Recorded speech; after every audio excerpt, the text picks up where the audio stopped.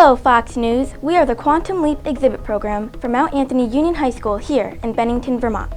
We are learning about journalism in class, and so we took notice when Mr. O'Reilly, Mr. Waters, and Fox News recently put our town and our state into the national spotlight. Back in the book segment tonight, Waters World. Kind of a tie between Hawaii and Vermont as to which state is the most liberal in the nation. In our innovative learning program, we begin with the end in mind. We believe that in order to actually learn something, you must be prepared to teach it to others. Since Hawaii is very far away from New York City and Vermont is not, we sent Waters there.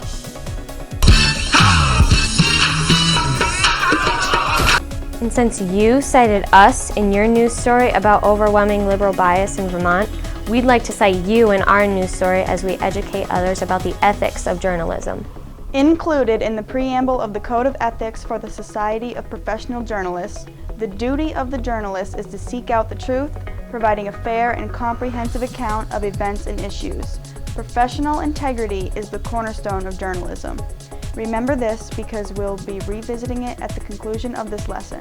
So, utilizing the Code of Ethics in journalism as our yardstick, we'd like to analyze the recent Waters World piece that aired on O'Reilly to fully gauge Fox News' professional integrity. Fair enough. Let's begin. Point of ethics in journalism: test the accuracy of source information. What's the general philosophy in Vermont? Now, President Obama won overwhelmingly here by about 35 percentage points. Vermont's a very liberal state. Why do you think that is? A little bit of an invasion on the southern border. Why hasn't the president done anything to stop it? To underscore your assertion that Vermont is made up of nothing more than mindless liberals, you visited one and only one town in southern Vermont, our town of Bennington. In your final edit, you featured just 6 interviewed sources, all aged 17 through 24. Question: have you ever heard of the phrase accurate demographic representation?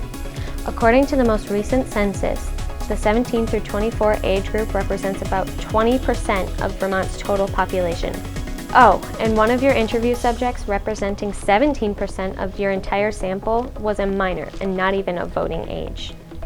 This can only mean that by Fox News journalistic standards, 6 young people in one single township represent the mindset and experience of nearly 500,000 more mature Vermonters. A statistical and ethical failure, to be sure. Point of ethics: avoid stereotyping. Yeah, and pot's legal there. Right. You know, gay marriage, there's high taxes, everything, ski bums. I don't think Vermont has legalized pot. Decriminalized. Decriminalized. Right. Fox News, a fountain of stereotyping without a single shred of supporting data.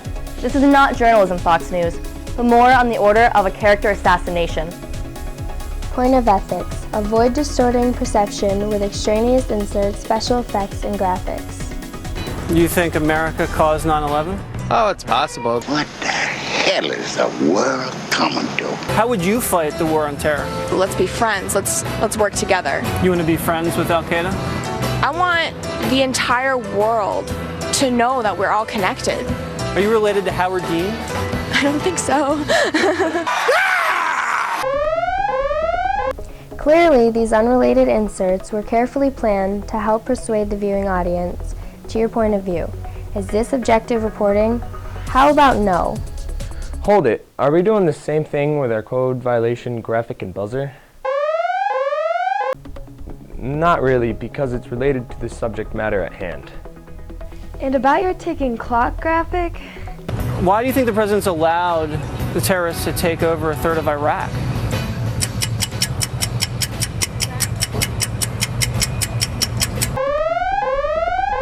Fair reporting, Fox News? How about no? Rank manipulation? How about yes? Point of ethics: remain objective. Do not force your personal values and ideas. Now, President Obama won overwhelmingly here by about 35 percentage points. You guys want to apologize? No.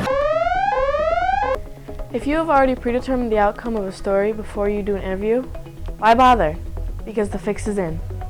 This ethic is a biggie. Deliberate distortion of the truth is never permissible. Do they work? Do these people have jobs? You ask them if they work? We're drifters. Really? Fact check. You admitted to interviewing a drifter. A drifter? You can't be serious. Is this person even a Vermonter? Well, we'll never know because Fox News shattered another ethic by not identifying one single source. One of them was an artist. I think she did finger painting. And then there's Bennington College, which is there. Yeah. So they're in school, but there's no grades at Bennington College. I didn't know that. And there's no requirements. No, you can just go. Anybody can go? Go for a few years, and I don't even know how you're evaluated. But it's like one of the biggest liberal arts schools in the country. Right. Fact check. Bennington College is not one of the largest liberal arts colleges in the country. In fact, it's not anywhere near the top 20 in enrollment. Fact check. You bash gay marriage like it's still taboo. Yeah, and pot's legal there. Right. You know, gay marriage. According to the latest Gallup poll, 55% of Americans have no problems with gay marriage. Do you? There's high taxes, everything. Ski bums. I don't. Fact check. Ski bums? You apply a 1970s idiom to contemporary Vermont. Talk about being behind the times. Fact check. High taxes? Vermont checks in at number 7, below Wisconsin and just above Iowa. Do we hear you rail on high taxes in Iowa? No. Conclusion. The facts have been so distorted by O'Reilly and Waters that the real truth is totally unrecognizable. Offering misleading or distorted facts for the purpose of political persuasion is a working definition for propaganda. Code of ethics, major point. Minimize harm, show compassion, especially to young and inexperienced sources. Do you understand the harm that you intentionally cause when, through snarky interviewing and sly editing, you make decent people look foolish? For your report, you chose to only use the young and inexperienced, and you chose to take a mean-spirited approach to embarrass them. To quote directly from the Code of Ethics of Journalism, pursuit of the news is not a license for arrogance. Code of Ethics final points. Hold yourself to high standards and hold yourself accountable. Seriously, we counted so many Code of Ethics violations in this one 5-minute piece that we lost count. So the critical question we have for you, Mr. Waters, and for you, Mr. O'Reilly, and for you, Fox News, is can you commit to raising the bar by sticking to high standards in the Code of Ethics of Journalism? Based on your never-ending string of violations of the Code of Ethics of Journalism, it's plainly apparent you set out for Vermont fully knowing, well in advance, the outcome of your story. And you got it, by patent manipulation. Congratulations. You have managed in one 5-minute period to beat up some good people on camera, jeopardize the reputation of a fine town, and trash an entire state, all to fulfill a political agenda. And based on our studies about the field of journalism, we have determined that you're not practicing journalism. You're practicing rank propaganda, and therefore, per the Society of Professional Journalists, you fail with respect to possessing professional integrity. Once again, the cornerstone of journalism. Oh, and if you think super liberal Vermonters only pick on conservative news outlets, you'd be wrong. Again. Quantum Leap and Mount Anthony Union High School are embroiled in a battle for the truth with the liberal New York Times over their gross reporting errors about our school and our area. By watching Fox News, we have learned buckets about journalism, what to do, and more importantly, what never to do. It is our hope that Fox News can learn the very same from watching us.